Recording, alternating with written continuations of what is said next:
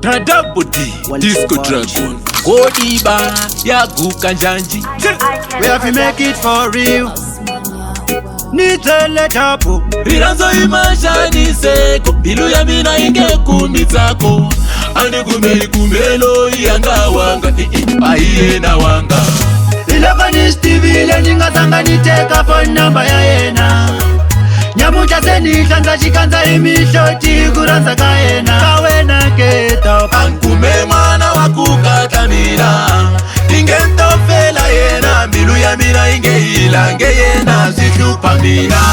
Ani kuningukumile nikatiwe ikuyima kama vele. Ningativi kuikelekele yangati yangi ufanana ngelekele. Wativa aniseni loranyana nikumuti wa mina iwa masungulele.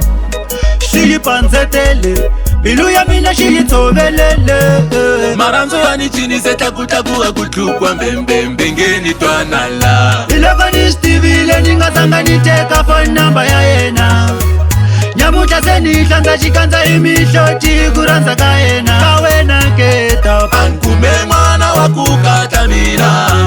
Ingento fela yena, bilu ya mina inge ilange yena situpamira.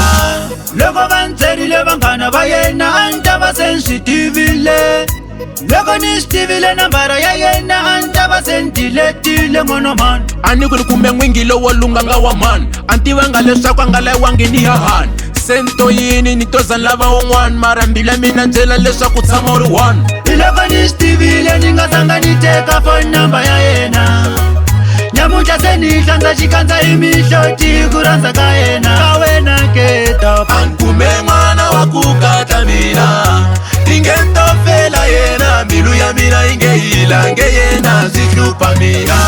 Ani kuningukumile nikatiwe ikuyima kama vele. Ningativi kuikelekele yangati yangi ufanana ngelekele. Wativa aniseni loranyana nikumuti wa mina iwa masungulele. Shiyipanzetele, bilu ya mina shiyitobelele. Maranzo yani chini seta kutakuwa kutukwa mbembe ngeni twanala. Osmania World.